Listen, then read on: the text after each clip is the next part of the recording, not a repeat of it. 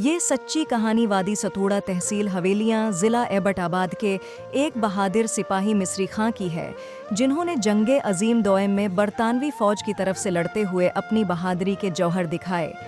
ये बात 1942 की है, जब जंगे अजीम दोयम अपने उरूज पर थी। सिपाही मिस्री खां बग़ैर अपने घर बताए गांव सतोड़ा से शहर आए और बरतानवी फ़ौज में भर्ती हो गए। ये वो ज़माना था जब मुवासलात का निज़ाम इतना तरक्की याफ्ता नहीं था, और इसलिए घर वालों को उनकी इत्तला नहीं मिल सकी कि वो कहाँ हैं और किधर गए हैं। घर वालों ने इंतज़ार किया, लेकिन उनका कुछ पता नहीं चला। हर तरफ से मायूस होकर घर वालों ने तलाश करना छोड़ दिया कि अगर वो ज़िंदा हुए तो अल्लाह के फ़ज़ल से घर वापस आ जाएंगे, लेकिन उनको नहीं मालूम था कि अल्लाह की मर्ज़ी क्या है। धर मिस्री खां बरतानवी फ़ौज में भर्ती होने के बाद इत्तेहादी फ़ौजियों के साथ सिंगापुर भेज दिए गए। ये जंगे अजीम के उरूज का ज़माना था। दुनिया का तकरीबन हर मुल्क ही इस जंग में शामिल था। एक अंदाजे के मुताबिक 74 मिलियन लोग इस जंग में मारे गए। मिस्री खां को सिंगापुर के इलाके करांजी में भेज दिया गया, जो कि सिंगापुर के शुमाल मगरबी हिस्से में वाक़े है, और 1930 की दहाई में ये एक फ़ौजी ठिकाना और गोला बारूद का अड्डा बन चुका था। करांजी जापानी हमले के दौरान एक अहम जंगी मकाम था, जिसकी जंगी हवाले से बहुत ज़्यादा अहमियत थी। जापानी फ़ौज चाहती थी कि वो इस गोला बारूद के ज़ख़ीरे पर काबिज़ होकर इमोनेशन के साथ साथ इस जजीरे पर भी मुसल्लत हो जाए। जापानी फ़ौज की आमदोरफ़त का वाहिद ज़रिया वो काज़वे था जो मलेशिया को सिंगापुर के साथ मिलाता था। जौहर काज़वे 1056 किलोमीटर पर मुश्तमिल एक रेलवे और गाड़ियों की आमदोरफ़्त का मुश्तरका रास्ता था। ये मुश्तरका रास्ता मलेशिया के शहर मिलाया को सिंगापुर के साथ मिलाता था।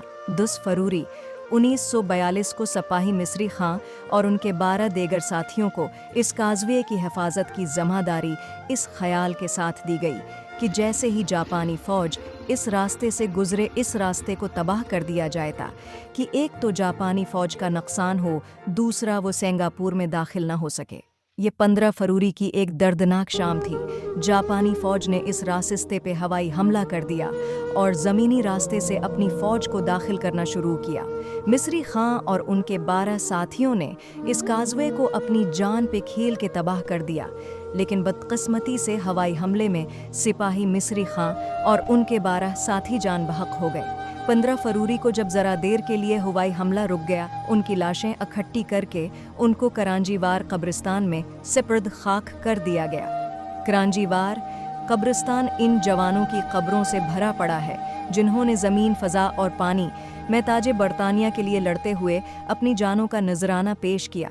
करांजीवार कब्रिस्तान के मशरिक़ की तरफ काज़वे जौहर का नज़ारा अपना जलवा दिखाता है, जबकि कब्रिस्तान के बाहर एक यादगार मौजूद है, जिस पर 1939 से 1945 तक अपनी जानों का नजराना पेश करने वाले 24,000 सिपाहियों और कई नस्लों के हवाई जहाज़ों के नाम दर्ज हैं, जिन्होंने बरतानवी वली अहद की खिदमत में मुत्तहद होकर मिलायावर हमसाया ज़मीनों और समंदरों में और जनूबी और मशरक़ी एशिया की फ़ज़ाओं में अपनी जानें दें, लेकिन उनके लिए जंगी वजूहात ने मरने के बाद दी जाने वाली रवायती रसूमात से इनकार कर दिया।